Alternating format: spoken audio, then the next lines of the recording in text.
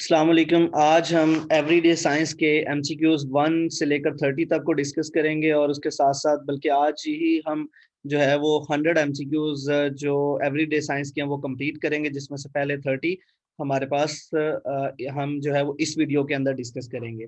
सबसे पहला हमारे पास एमसीक्यूज है।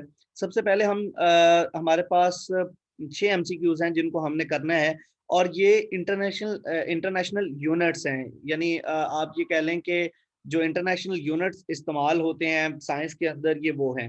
अब उसमें the SI unit of charge सबसे पहला जो है कि एसआई यूनिट यानी इंटरनेशनल जो यूनिट है, इसका इंटरनेशनल स्टैंडर्ड यूनिट है चार्ज का, वो कौन सा है? तो वो कॉलम है। तो पहला जो है वो चार्ज का कॉलम होगा। सी से चार्ज है तो सी से ही कॉलम है, तो इससे आपने ये याद कर लेना है। उसके बाद दूसरे नंबर पे हमारे पास जो है द यूनिट ऑफ फोर्स। अब देखें आई एस यूनिट ऐसा यूनिट ऑफ फोर्स जो है, फोर्स की अगर मैं बात करूं तो फोर्स आपको पता है कि फोर्स और मोशन से रिलेटेड जो न्यूटन ने लॉज दिए थे 3, तो आपने इससे ये याद रखना है कि जो फोर्स है, फोर्स का ताल्लुक जो है फोर्स का ताल्लुक मोशन के साथ, यानी फोर्स मोशन जो है उसका ताल्लुक न्यूटन के साथ है। तो ऐसा ही यूनिट ऑफ फोर्स जो है वो न्यूटन होगा, और ऐसा ही यूनिट ऑफ चार्ज जो है वो कॉलम होगा। उसके बाद तीसरे नंबर पे जो हमारे पास है the SI base unit of mass. अब मास की बात करें तो इसका किलोग्राम होगा। अब देखें ना, रेलिवेंट है। अगर आप इसको आसानी से याद करने का तरीका, जैसे जो हमारे पास पहला था चार्ज, तो चार्ज से कॉलम था, यानी सी सी से दोनों थे। उसके बाद दूसरा जो हमारे पास था वो हमने पढ़ा फोर्स। तो फोर्स का आपको पता है, फोर्स और मोशन के न्यूटन के लॉज हैं, तो न्यूटन के मुताबिक उसका यानी न्यूटन होगा। तीसरे में देखें यूनिट का मैस, तो मैस का ताल्लुक किलोग्राम के साथ होता है, तो ऐसा ही यूनिट जो मैस है उसका वो किलोग्राम होगा। चौथे नंबर पे जो ऐसा ही यूनिट है वो प्रेशर है। अब प्रेशर का पास्कल होगा। ठीक है, प्रेशर का पास्कल होगा। आपने याद कर लेना है कि पी, जैसे सी वहां पे था तो चार्ज था, तो चार्ज से कॉलम बना था। यहाँ पे पी यानी पी से प्रेशर है, तो और दूसरी तरफ भी पी ही है यानी पास्कल है। तो आपने इसको भी याद कर लेना है। फिर पांचवें नंबर पे हीट है। तो हीट का ताल्लुक, हीट जो है वो ऐसा यूनिट ऑफ हीट जो है वो जूल होगा। तो ये भी आपने याद कर लेना। उसके बाद छठे नंबर पे है द यूनिट ऑफ पावर। अब पावर का यूनिट जो है वॉट होगा। तो ये 6 ऐसे यूनिट्स हैं, आप इनको जो है वो इंटरनेशनल यूनिट्स कह सकते हैं। तो इनको आपने जो है ना वो याद करना है। ये 6 हैं, इनको आप याद कर लीजिएगा। चार्ज का कॉलम होगा, प्रेशर का पास्कल होगा, हीट का जूल होगा, पावर का वॉट होगा, और मैस का किलोग्राम होगा, और फोर्स का न्यूटन होगा। ये 6 हैं, बहुत इंपॉर्टेंट है। लेक्चरार के पेपर में भी तकरीबन 3 से 4 पेपर में ये रिपीट हुए हैं। तो ये 6 हैं, इनको आपने अच्छे तरीके से याद कर लेना है। उसके बाद हम आ जाते हैं वाइट ब्लड सेल और रेड ब्लड सेल्स पे। दोनों बड़े इंपॉर्टेंट हैं। दोनों के मुतल्लक आपको पता होना चाहिए कि वाइट ब्लड सेल्स और रेड ब्लड सेल्स क्या करते हैं, इनकी जो जिंदगी है उसका दुरानिया कितना होता है, इनकी मुद्दत हयात कितनी होती है, यानी इनके जो जिंदा रहने का टाइम है वो कितना होता है। तो सबसे पहले हम बात करते हैं रेड ब्लड सेल्स की।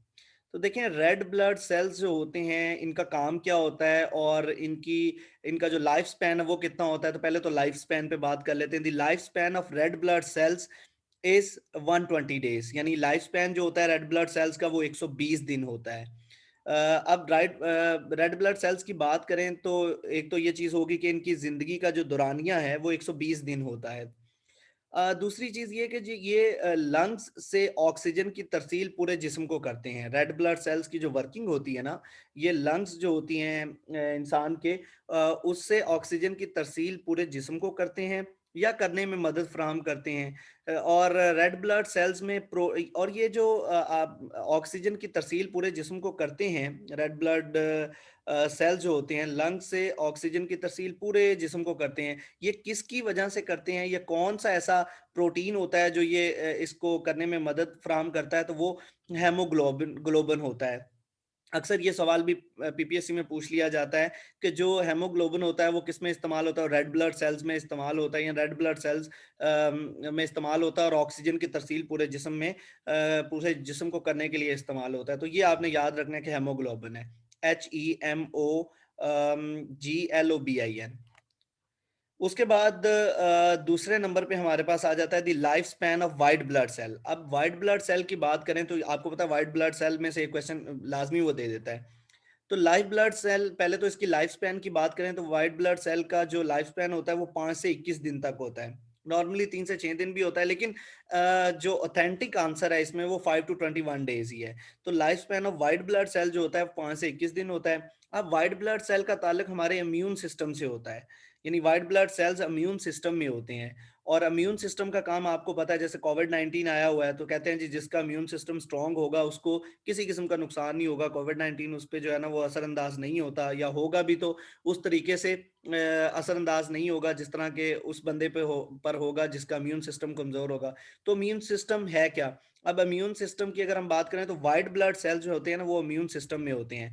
और व्हाइट ब्लड सेल्स का काम ये होता है कि वो बीमारियों के खिलाफ या जरासीमों के खिलाफ लड़ते हैं, और बीमारियों और जरासीमों से हमारे जिस्म को महफूज रखते हैं। और उसके साथ साथ ये बोन मैरो आपने नाम सुना होगा।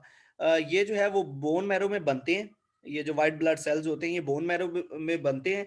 और जब इनकी तादाद कम हो जाती है, यानी ये जो व्हाइट ब्लड सेल्स हैं उनकी तादाद कम हो जाती है, तो हमारा इम्यून सिस्टम काम करना बंद हो जाता है। बहरहाल इनकी जो मुद्दत हयात है, इनकी जो लाइफ का टाइम है वो 13 से 20 या 21 दिन होता है, यानी लेकिन जो इसका ऑथेंटिक आंसर है वो 5 से 21 दिन बिल्कुल करेक्ट है। उसके बाद 9वां है ओपन सर्कुलेटरी सिस्टम। अब देखें ओपन सर्कुलेटरी सिस्टम भी हमारा जो है वो इम्यून सिस्टम और व्हाइट ब्लड सेल, उसका ताल्लुक भी व्हाइट ब्लड के सेल के साथ होता है। तो open circulatory system can contain white blood cells, इनको इम्यून सेल्स भी कहते हैं, ठीक है, इनको इम्यून सेल भी कहते हैं। और ओपन सर्कुलेटरी का ताल्लुक जो है वो इम्यून सिस्टम के साथ होता है, ठीक है, तो इस वजह से इसका आंसर व्हाइट ब्लड सेल है। उसके बाद 10 है हमारे पास, which of the following protects the body against infection, infectious disease and foreign invaders. अब देखें फिर वही वो बात कर रहा है कि भाई कौन से वो सेल्स हैं जो हमारे जिस्म को बीमारियों से महफूज बनाते हैं। तो अभी मैंने इसकी डिटेल आंसर आपको दे दिया है कि वो इम्यून सिस्टम के अंदर जो इम्यून सिस्टम होता है हमारा, जिसमें व्हाइट ब्लड सेल बनते हैं और हमारे जिस्म को जो है वो बीमारियों से महफूज बनाते हैं, बोन मैरो में ये बनते हैं। तो ये सारी चीजें, तो इसका करेक्ट आंसर क्या होगा भाई? व्हाइट ब्लड सेल्स या लिकोसाइट्स। अब इनको लिकोसाइट्स भी कहते हैं या इसको लोकोसाइट्स आप कह सकते हैं। लोकोसाइट्स आर व्हाइट ब्लड सेल, इसका करेक्ट आंसर होगा। दोनों में से कोई भी ऑप्शन हो तो वो करेक्ट होगा, ठीक है। और रेड ब्लड सेल आपको पहले भी बता दिया है कि भाई वो क्या करते हैं, वो जो है वो ऑक्सीजन की लंग्स से ऑक्सीजन की तरसील पूरे जिस्म में करते हैं, और उसके साथ साथ होमोग्लोबिन जो है उसमें उनको मदद फराहम करता है। उसके बाद ब्लड इज क्लीन बाय। अब ब्लड जो है, ब्लड की सफाई एक तरह से आप कह लें कि ब्लड को साफ करना, खून को साफ करना, तो वो किडनीज के अंदर होता है। Blood is clean bye kidneys. उसके बाद 12वें नंबर पे है हेमोडायलिसिस। अब देखें डायलिसिस की दो टाइप्स होती हैं, उसमें एक हेमोडायलिसिस है। हेमोडायलिसिस की बात करें तो ये ब्लड को, अब देखें ना किडनी का काम, किडनी के अंदर अभी हम ये क्वेश्चन पीछे पढ़ा हमने कि blood is clean bye kidneys. तो उसके बाद है जी हेमोडायलिसिस जो है वो खून को साफ करने के लिए इस्तेमाल होता है। तो hemodialysis means cleaning of blood. जब किडनी का ताल्लुक ये होता है तो किडनी के लिए डायलिसिस हम करते हैं। तो हेमोडायलिसिस की बात करें तो वो ब्लड के लिए, यानी ब्लड क्लीनिंग ऑफ ब्लड। उसके बाद the volume of blood in human body to be approximately. अच्छा, 12 तक क्वेश्चन बहुत ही इंपॉर्टेंट है। आपने हर लिहाज से, आप देखें इसके एवरीडे साइंस के 100 क्वेश्चन मोस्ट इंपॉर्टेंट क्वेश्चन है, इनको अच्छे तरीके से करना है। The volume of blood in human body to be approximately of body weight. तो भाई 7% है वॉल्यूम ऑफ ब्लड। हमारी जो हमारा जितना वेट होता है उसका जो 7% है वो वॉल्यूम ऑफ ब्लड होता है, यानी खून की मकदार हमारे जिस्म में अगर हमारा जितना भी वेट है उसका 7% जो है वो ब्लड होगा। उसके बाद हमारे पास 14 है, insufficient blood supply in human body is referred as. तो इसको जो है वो हम इस्कीमिया कहते हैं। इस्कीमिया की बात करें तो ये इनसुफिशिएंट ऑफ ब्लड सप्लाई, यानी ब्लड की सप्लाई अगर कम हो जाए तो इंसानी जिस्म के अंदर खून की सप्लाई जो है वो खून की तरसील आप कह लें कम हो जाए तो उसको इस्कीमिया कहते हैं। उसके बाद हमारे पास जी नेक्स्ट है 15 है, about 70% of body weight of mammal is water. Mammal कहते हैं दूध देने वाले जानवरों को।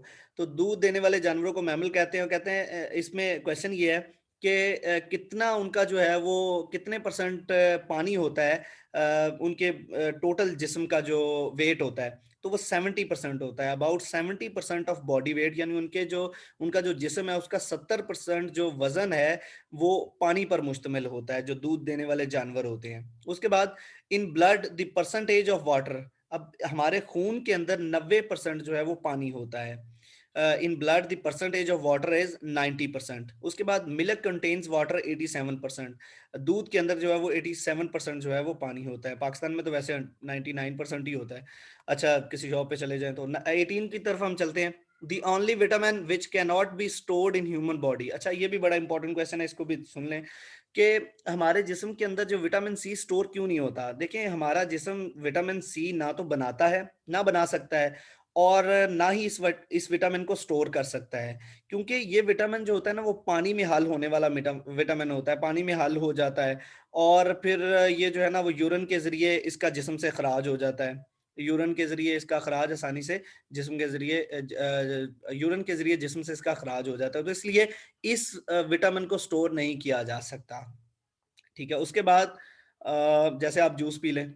19, which is the hardest substance in the human body. देखें जी, ये भी हमारे पास 19 क्वेश्चन है। ये दांत या दांत का सख्त यानी जो बैरूनी हिस्सा होता है, गुलाफ बना होता है, उसको जो है वो हार्डेस्ट यानी मजबूत तरीन जो सब्सटेंस होता है ह्यूमन बॉडी का, वो होता है। तो टूथ एनिमल इसको कहते हैं। उसके बाद हमारे पास the longest bone in human body, तो सबसे लंबी जो हड्डी है वो उसको फीमर कहते हैं। और ये जो फीमर हड्डी है, लंबी हड्डी, ये हमारी टांग के हिस्से में होती है, कूल्हे और घुटने के दरमियान जो होती है, जिसको थाई भी कहते हैं।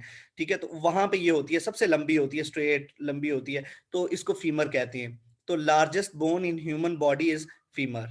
उसके बाद द शॉर्टेस्ट स्मॉलेस्ट बोन जो ह्यूमन बॉडी के अंदर होती है वो स्टैप्स होती है। स्टैप्स यानी वो जो कान के अंदर ये होती है, तो कान की हड्डी इसको आप कह सकते हैं, ये शॉर्टेस्ट होती है। तो लॉन्गेस्ट फीमर और शॉर्टेस्ट स्टेप्स, इसको आप दोनों ने जो है ना वो आपने इन दोनों को अच्छे तरीके से याद कर लेना है। उसके बाद the density of human blood is nearly equal to water. जो डेंसिटी होती है ह्यूमन ब्लड की वो पानी के बराबर होती है। The percentage of water in brain cells में के अंदर जो पानी की मकदार होती है वो 85% होती है। How many chambers are in human heart, most important most repeated question है कि ह्यूमन हार्ट के अंदर कितने चैम्बर्स होते हैं। तो भाई 4 जो है वो होते हैं, 2 अपर होते हैं, 2 लोअर होते हैं, यानी 2 रिसीव करने के लिए होते हैं और ब्लड को, और 2 जो है वो ब्लड को पंप करने के लिए होते हैं। उसके बाद यानी लोअर और अपर आप इसको कह लें, 2 होते हैं दोनों जगह पे, तो टोटल 4 होते हैं चैम्बर्स ह्यूमन हार्ट के। उसके बाद dialysis, dialysis is used for the treatment of kidney failures. अब किडनी फेलियर्स की अगर हम बात करें तो किडनी फेलियर्स जो है वो उसके लिए डायलिसिस किया जाता है, खून को जो है वो साफ किया जाता है, ब्लड को क्लीन किया जाता है। तो इस इसके अंदर जो है ना वो किडनी से रिलेटेड क्वेश्चन आ जाता है। अब ये जो जिनका ये डायलिसिस होता है, एवरेज उनकी लाइफ 5 से 10 साल वो जिंदा रह पाते हैं। लेकिन कुछ लोग ऐसे होते हैं देहात वगैरह में रहने वाले जो 20 साल तक भी जिंदा रहते हैं, 30 साल तक भी जिंदा रहते हैं, लेकिन एवरेज 5 से 10 साल ही है। उसके बाद ट्रकोमा है। ट्रकोमा जो है वो ये भी बड़ा मोस्ट इंपॉर्टेंट रिपीटेड क्वेश्चन है पीपीएससी के हवाले से।